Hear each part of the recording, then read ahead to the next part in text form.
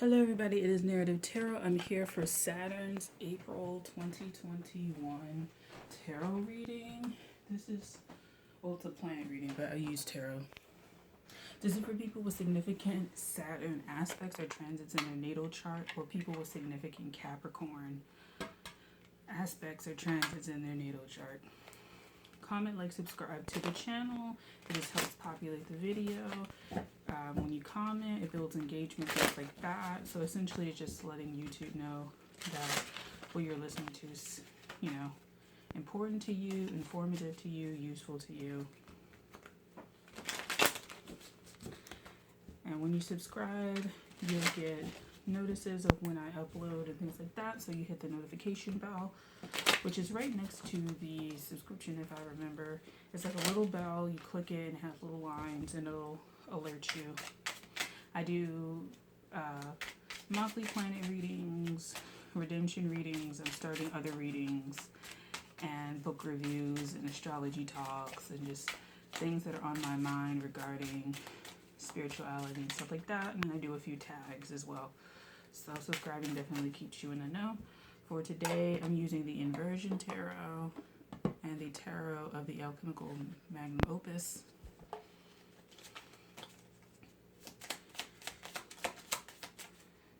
So it's generally broken into two parts, the tarot reading. Okay.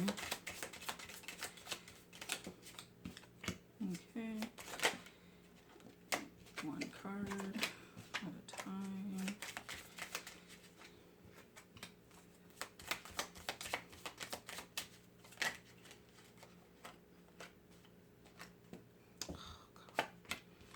Guess yours is there too. All right.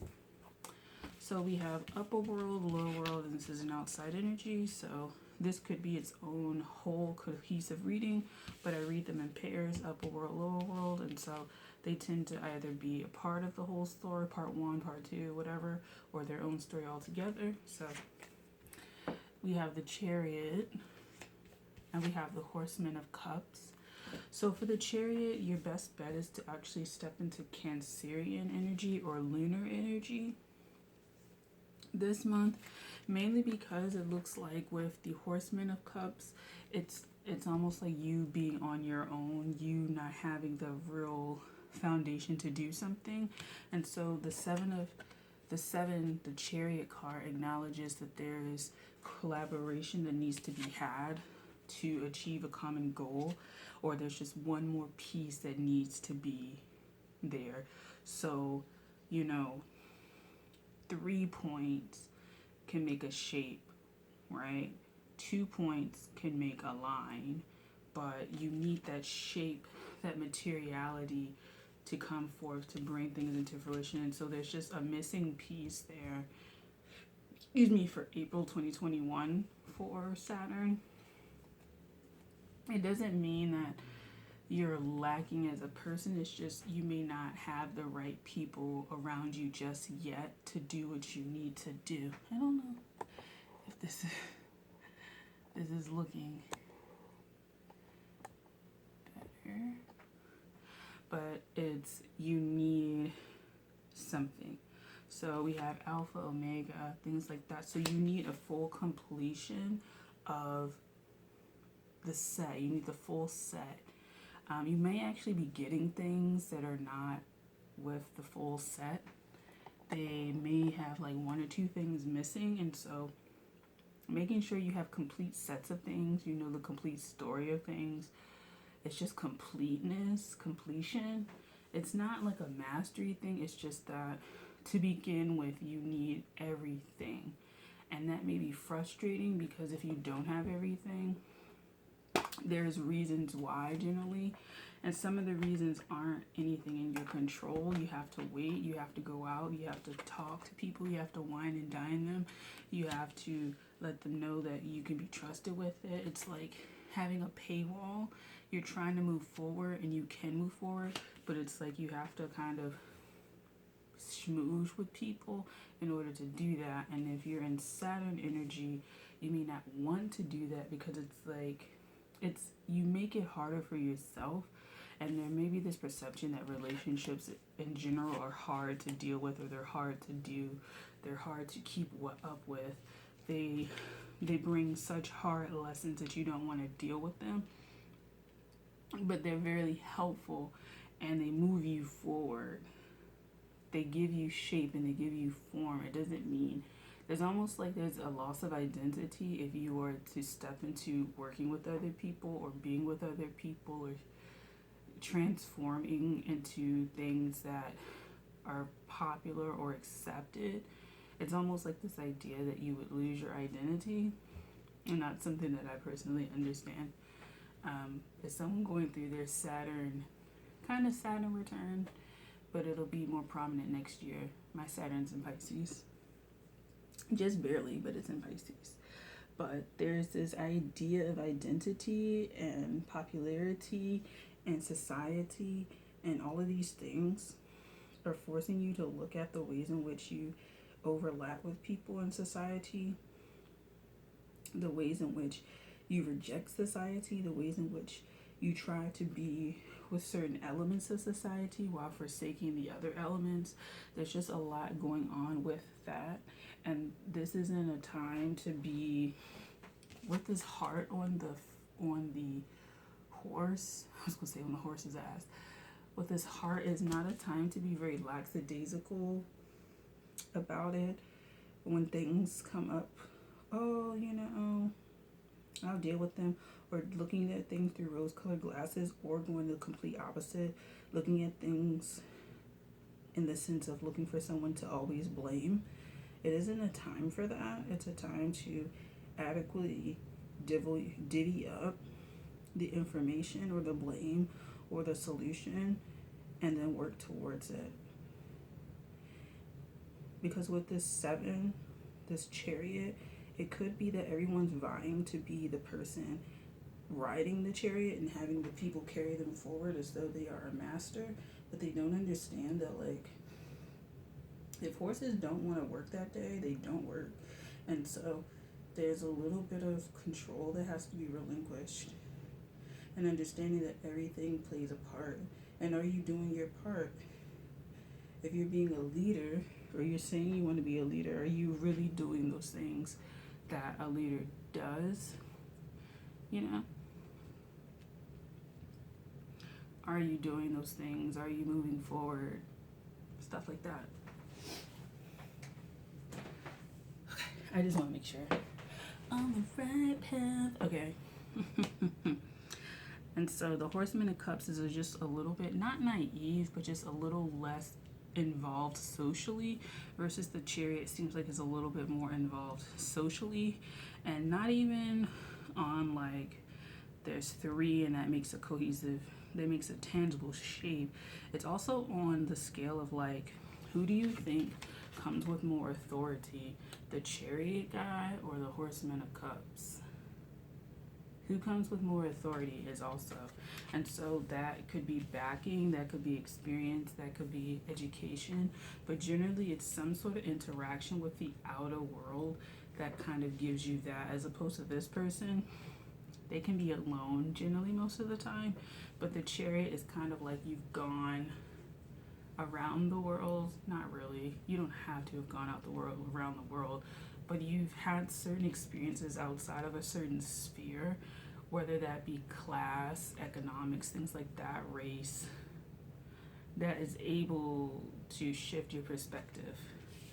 Versus the Horseman may not have the resources to do that and doesn't see the value in those resources either.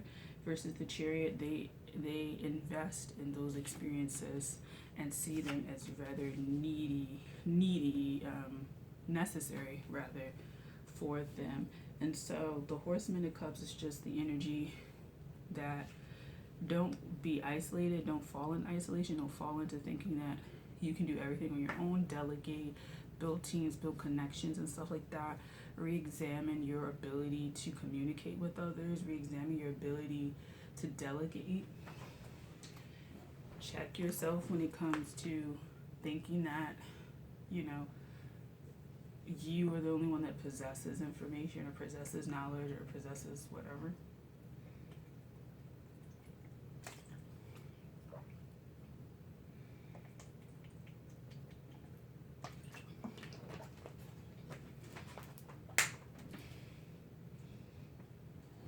because you can push people away who need the message or who can give you the messages or who can learn from you and stuff like that. So do that.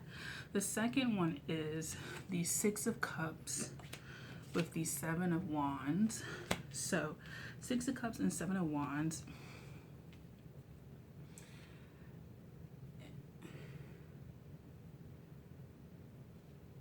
It's like the Six of Cups is balanced, yes, as opposed to the Seven of Wands, but it's balanced because there is some sort of reciprocity. And also with the Seven of Wands, the Seven of Wands would be balanced if it was 10 of Wands, but if it was in like a pyramid, again, that kind of shape thing. But it's just not as stable, particularly when it comes to relationships. It's not as stable. Like one person always feels like there is something missing. One person always feels like they're giving more. With the Six of Cups, you're giving, you're receiving in equal amounts. And generally, if you are giving more, it's like a situation that immediately shows up that shows you that it's off balance. Versus the Seven of Wands, I feel like there's kind of this waiting period that you kind of think, and the Ten of Swords is coming in now, that someone would see that it's imbalance. Versus the Six of Cups, I think the person who takes the fourth cup automatically notices how much they've taken, and they course correct. With the Ten of Swords, they course correct themselves. Versus the Seven of Wands, you literally have to say to the person, hey, this isn't working for them to course correct. Like, you have to exert like a bit of energy to tell the other person what's wrong, as opposed to them intuitively knowing with the Six of Cups. Because they know with this that there is a huge imbalance. Once you move from 3 and 3 to 4 and 2, there's like a huge imbalance. Like, you can see that. But versus this, where it's 3 and it's 4, the person is just kind of like, oh, well, you know, there's a little more haggling that you have to do in terms of emotionalities or just relationships in general. There's just a little bit more haggling that seems to be like present with this one. And so in April, you need to make sure that you stay in the Six of Cups. And the Six of Cups is kind of with vigilance and immediate not solution, but immediate speaking up, I guess. But I want it to be a singular word, but immediately letting someone know when a boundary has been crossed, immediately seeing what's wrong, immediately noticing within themselves that there's an issue. As opposed to the 7, you can talk yourself out of the imbalance of a relationship by saying, well, it's only one more taken, right? It's only one missing. There's only one thing. And if I work hard enough, I can get that additional one so that I'll be equal. It's like it puts it on the person and they put it on themselves, but there's a growing resentment against the person who has the 4. And then there's a growing resentment of the self for accepting the 3. And then it blows up, and then it ends up a 7 of Wands where everybody has to fight for, and it becomes this really fight to the death with the 10 of Swords kind of mentality that could have been resolved had everybody noticed and spoken up about it. And that's the difference. This is noticed and spoken up about it immediately. This is noticed and not spoken up about it until it bubbles over. And this is also, like I said, an awareness on the part of the person who is overstepping the boundaries, that they have stepped over a boundary and that they need to course correct. Versus this person doesn't know, this person doesn't see anything wrong with it. This person thinks everything will even itself out and is a very detached, removed kind of idea about that. And it's kind of, it could be quite arrogant to assume that, it'll just figure itself out. Particularly if they have the upper hand, then there's this mental guardianship that they have to keep things the way that they are, almost keep them in balance. And you find with the Seven of Wands that you're fighting to keep it balanced, but you're fighting because it's not balanced. And so that's where a lot of this grief comes. The Six of Cups is just a lot more stable. It's a lot more easy to see in inequalities and in injustices or any unlevel, unrequited, non-reciprocal kind of actions immediately versus the Seven of Wands. And so in April, just making sure that you're immediately speaking up to the issues and problems and things like that. You may get called kind of like, not a worry word, but like kind of bitchy, or you have too many high standards, or you're always complaining and stuff like that. That's kind of meant to put you in your place to where you don't advocate, but what they're doing is setting you up for like a later response to which they can completely disengage and make you look like you're wrong for wanting to have reciprocity. And so if you're in those sorts of relationships in April, you might want to re-examine them, or they'll come up for you to see them, and then you'll break away from them.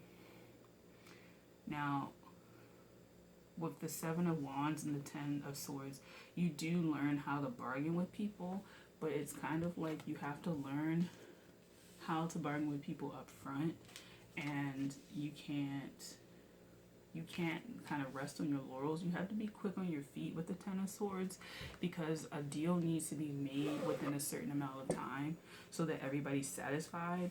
So taking time away, like if you're not satisfied with something immediately, then say that. But if you're somebody who like, it seems like a good deal and you just want to solidify it, maybe get other opinions outside of the relationship, then go and do it. But if you immediately feel that it's something that's like off, then don't do it, or speak up and then renegotiate right then and there.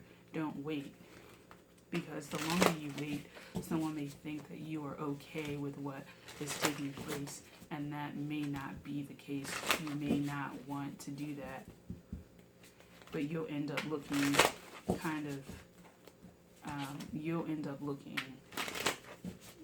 of bad, because it shows that you don't have enough boundary, or you don't speak up and you let things go longer than they should, and then you try to put on other people that it's their problem when it's your problem with speaking up. It's their problem with offering you shitty deals, because there might be something going in the background with that of trying to manipulate, but sometimes it's just people don't know, and if you speak up and they know, well, now they know, and then you can go forward and say, you made all of these decisions, but you've already told people. And so if you told somebody and they still do something, then you can genuinely say it's them, but when you haven't, you can't. And so that's what you're going to be working on in April. Let's see the time. Okay. And so now I'm going to the second part, which is the Tarot of the Alchemical Magnum Opus. This is what it looks like in the box. This is by Robert N. Place. There's a lot of decks that I like and I want to buy. I sold one of them, but maybe I shouldn't have. But I feel like I like this one. So this one is more about patterns and things like that. Okay. I'm just going to... Okay.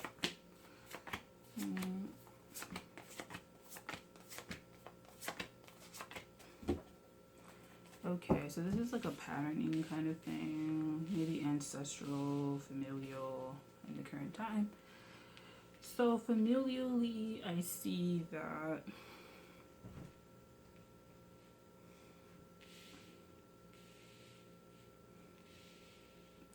there could be quite a few people that have like passed on in your family. I don't know if like this is a thing where people pass relatively close to one another. So it could be like the same year, quite a few people pass. It's not like every year like 10 people from your family pass, but it could be like every year in the fall, or it could be, it just so happens that like if one person has ill health, a lot of people have ill health. This could be a family that has a lot of genetic factors that end up showing up in their like genes with regards to health and things like that, with regards to more like things that have morbidity attached to them.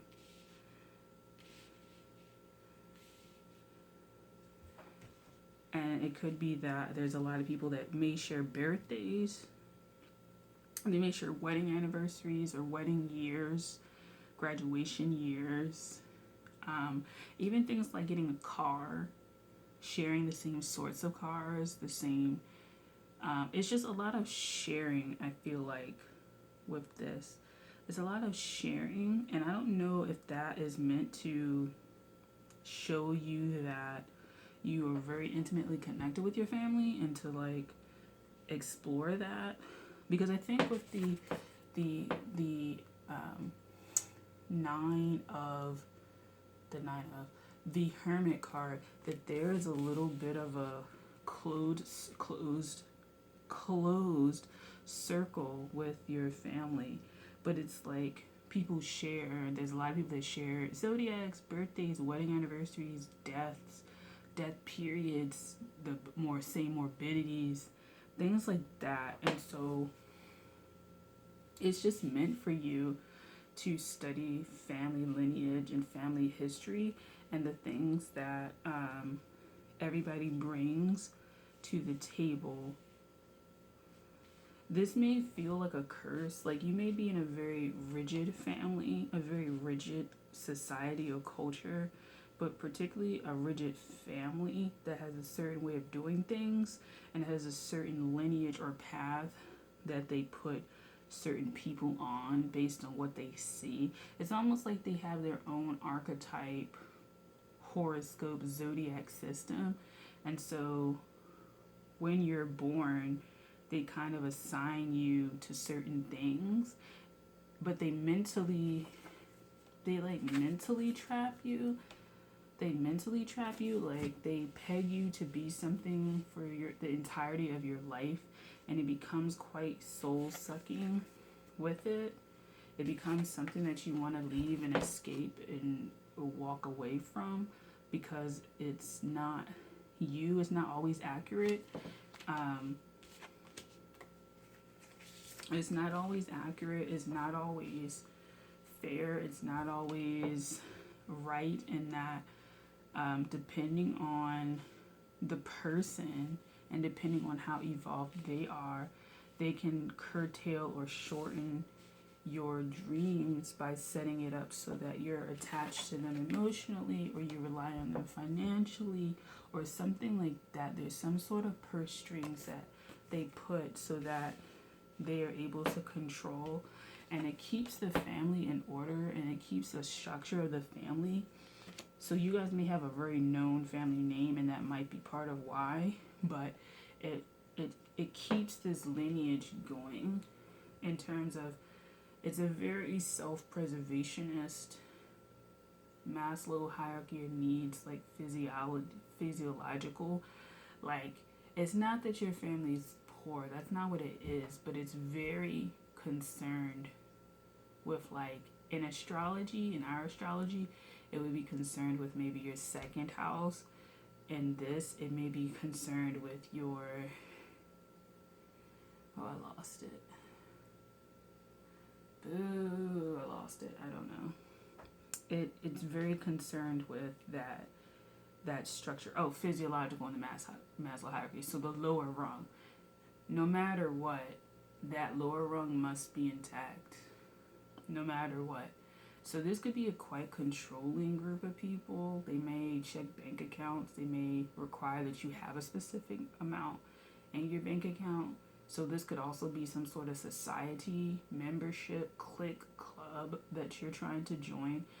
I'm just going to let you know that it's very closed off and can be very closed-minded. And so you might want to consider why you're going into this, and why you're paying essentially to be closed off from the rest of the world, or closed off in a way that really puts your allegiance and your whole livelihood in connection with something else. But in terms of family, it seems like it's a family lineage that's been quite closed off. It could be a very isolated place where you live, but it's very closed off. It could be closed off emotionally. It could be closed off physically. It could be closed off mentally. There could be a lot of people that have mental hang-ups or illnesses, particularly though with maybe anxiety, maybe delusions, hallucinations. But it's something like that. It's some sort of cycle.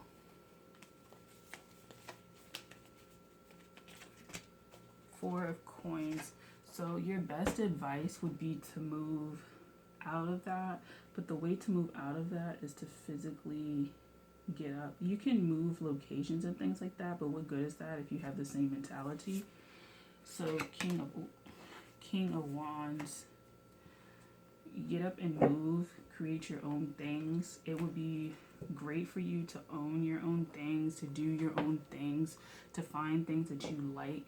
Even if you list out the family activities that you guys do and list the things that you like to do and then start seeking those. I don't see this as terribly abusive in that your family won't let you go out. They'll just kind of maybe surround themselves. They'll kind of break away from you, and there's certain protections that you just may no longer have by doing what I'm saying. And not that they're waiting for you to fail, but if you fail, they will be the first ones to say perhaps like that they told you so. But it's only because they have a very limited view of the world, closed off view of the world actually. And you might find some family members that can tell you about their experiences outside of that world, but they came back. And it's very interesting why they came back. And you can start to see the patterns. And this can help you with relationships to other people as well, because it seems like they also married people that were quite like this, and the ones that didn't marry people that were like this ended up having some sort of exiling or some sort of fortune or fate that shifted their finances or their capacity to maybe grow forward. And so there's something or someone that has set the groundwork, not a curse, but they've set the groundwork so that the family is always tied together. It's almost like they had like a binding spell put on it, and it keeps everybody, I don't think in poverty consciousness, but I think it keeps everybody close together, but in the worst kind of way. Not that you can emotionally call on people when you need them, or emotionally call them out, or defend yourself, or have different beliefs. It's just you do what you do. It's like doing the bare minimum to get to the next generation. And there's somebody in here that doesn't want to do that, and there's somebody in here that may not be alive any longer that set this in motion. And so you need to do some sort of work to unblock that, because it doesn't seem to be serving everybody. And so I don't even think it served this person, but it was created in such a way that maybe their family was totally in disarray and they needed at least the physiological part. And so whatever they did or whatever their process was got them that, but never was able to get them to the next rungs. And those that did get to the next rungs or wanted to achieve higher, there always seems like there was some sort of influence that brought them back down. And so forging your own stuff, learning your own way, learning your family's ways, but like I think writing them down and taking stock of them, and then writing down the things that you're taking stock of with yourself and comparing and contrasting them would be very helpful for you at this time in April. And that's kind of why all of the videos have like some sort of prison or jail or barbed wire kind of feel, because I feel like even though we're in a new astrological cycle, some people may still feel restricted by their families or their past or mental processes or something like that, to where that they don't progress even though we're in a new season.